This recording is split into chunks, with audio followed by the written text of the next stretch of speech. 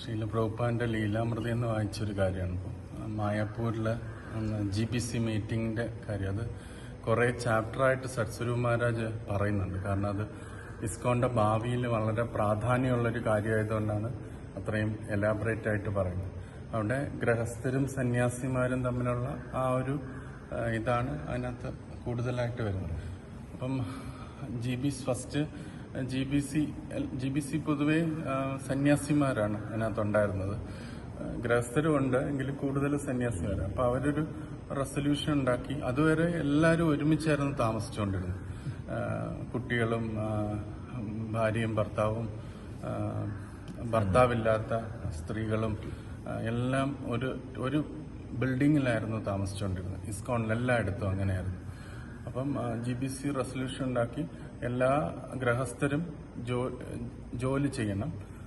വിവാഹത്തിന് മുമ്പേ തന്നെ അവർ ജോലി ചെയ്ത് ആക്കണം. ടെമ്പിളിന്റെ അകത്ത് താമസിക്കണ്ട, പുറത്തു പോയി താമസിക്കണം. അതിൽ സ്ത്രീകളെയും കുട്ടികളെയും, ഹസ്ബൻഡ് ഇല്ലാത്ത സ്ത്രീകളെയും കുട്ടികളെയും മാത്രം പ്രഭുപാദ് അങ്ങനെ പുറത്തു വിടാനായിട്ട് സമ്മതിച്ചില്ല. ബാക്കി എല്ലാവരും ഗൃഹസ്ഥരെല്ലാവരും പുറത്തു പോകണം എന്നുള്ളതാണ്. പക്ഷെ നമ്മുടെ അന്ന സമയത്ത് ഇസ്കോൺ ടെമ്പിളിലെ ടെമ്പിൾ പ്രസിഡന്റ് എല്ലാം ഗൃഹസ്ഥരായിരുന്നു. ഗൃഹസ്ഥരും അവർക്ക് ഭാര്യയും മക്കളും കുട്ടികളും ഒക്കെ ഉണ്ടായിരുന്നു. അപ്പോൾ അവരെല്ലാം ടെമ്പിളിൽ തന്നെ നിന്നാണ് അന്ന് സേവനം ചെയ്തുകൊണ്ടിരുന്നത്. അപ്പോൾ ഈ റെസൊല്യൂഷൻ വന്നപ്പം പ്രഭുപാദ് ബാക്കിയെല്ലാം അംഗീകരിച്ചു, ഇത് മാത്രമാണ് എഗൻസ്റ്റ് പറഞ്ഞത്.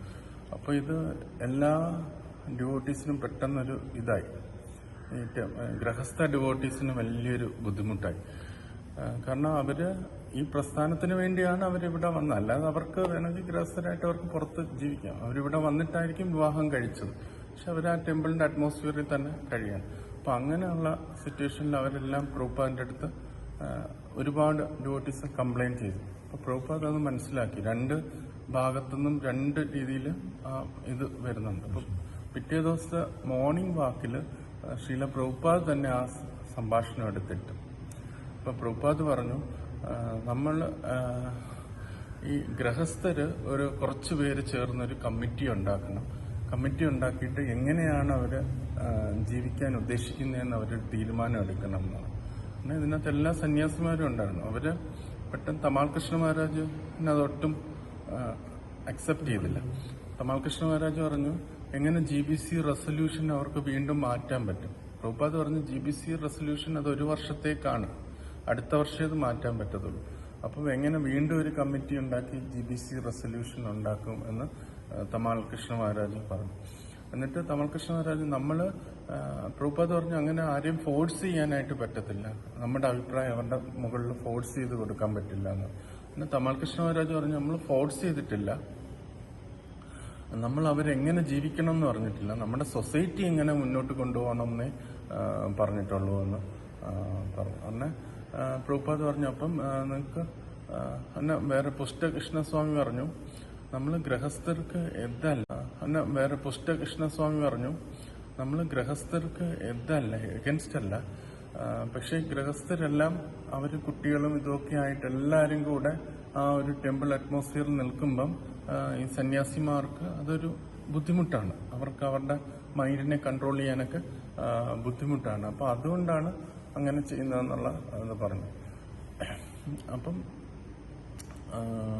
അപ്പം പറഞ്ഞു പ്രഭുപാദ്, അപ്പം നിങ്ങൾ അവരെ ഫോഴ്സ് ചെയ്ത് ഔട്ടാക്കാൻ ശ്രമിക്കുകയാണോ എന്ന് പ്രഭുപാദ് തിരിച്ച് അവരോട് ചോദിച്ചു. അപ്പോൾ അവർ പറഞ്ഞു, അങ്ങനെയല്ല, എല്ലാവർക്കും ടെമ്പിളിൽ വരാം, ടെമ്പിളിൽ വന്ന് കൃഷ്ണകഥ ചെയ്യാം, എല്ലാ കാര്യങ്ങളും ചെയ്യും. പക്ഷെ ഞങ്ങൾ റെസിഡൻഷ്യൽ കാര്യത്തിനെ കുറിച്ചാണ് പറയുന്നത്. റെസിഡൻഷ്യൽ, അതിനകത്ത് ടെമ്പിളിന്റെ അറ്റ്മോസ്ഫിയറിൽ അവർ നിൽക്കുന്നതിനെ കുറിച്ചാണ് ഞങ്ങൾ കംപ്ലൈന്റ് ചെയ്യുന്നത്. നമ്മൾ അതിന് വേണ്ടിയാണ്.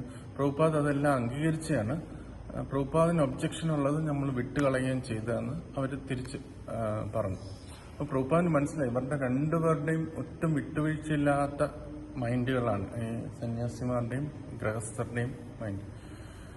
അപ്പം അങ്ങനെ പറഞ്ഞു. അപ്പം തമാൽ കൃഷ്ണ മഹാരാജനോട് പ്രഭുപാദ് ചോദിച്ചു, പക്ഷെ നീ ഇവര് ടെമ്പിളിലെല്ലാം വരാം എന്ന് നീ പറയുന്നുണ്ടല്ലോ, പക്ഷെ നീ കംപ്ലൈന്റ് ചെയ്തല്ലോ, ഒരു ഹസ്ബൻഡ് ആൻഡ് വൈഫ് ടെമ്പിൾ ഹാളിൽ സംസാരിക്കുന്നത് നീ കംപ്ലൈന്റ് ചെയ്തല്ലോ എന്ന് വെച്ചു. ഉടനെ തമാൽ കൃഷ്ണ മഹാരാജ് പറഞ്ഞു, അത് അവർ ഭാഗവതമൊന്നുമല്ല ഡിസ്കസ് ചെയ്യുന്നത്, അതുകൊണ്ടാണ് ഞാൻ കംപ്ലൈന്റ് ചെയ്യുന്നത്. പ്രഭുപാദ് പറഞ്ഞു അത് എല്ലായിടത്തും അങ്ങനെ തന്നെയാണ്, അങ്ങനെ അങ്ങനെ എല്ലായിടത്തും അത് തന്നെയായിരിക്കും എന്ന് പ്രഭുപാദ് പറഞ്ഞിട്ട് കലിയുഗത്തിൽ ഒരു ആശ്രമത്തിലും ഒരാൾക്കും പൂർണ്ണമായിട്ട് ഒരു കാര്യം ഫോളോ ചെയ്യാനായിട്ട് പറ്റത്തില്ല. അപ്പം എന്നിട്ട് പ്രഭുപാദ് പറഞ്ഞത്, ഇപ്പം ഞാൻ നിങ്ങളെക്കുറിച്ച് കുറ്റം പറയുകയാണെങ്കിൽ നിങ്ങൾ എന്നെക്കുറിച്ചും കുറ്റം പറയും. ഇങ്ങനെ കുറ്റം പറഞ്ഞുകൊണ്ടിരിക്കുകയാണെങ്കിൽ അത് ഒരിക്കലും ഒരു എൻഡിൽ എത്തത്തില്ല എന്ന് പ്രഭുപാദ് പറഞ്ഞു. അപ്പോൾ ഒരു സന്യാസി പറഞ്ഞു, അപ്പോൾ പ്രഭുപാദ് നമ്മൾ ഇപ്പൊ ഗൃഹസ്ഥ പ്രശ്നം മാറിക്കഴിഞ്ഞാലും നമ്മുടെ മനസ്സിൽ വീണ്ടും അടുത്ത പ്രശ്നം വരുമോ എന്ന് ചോദിച്ചു.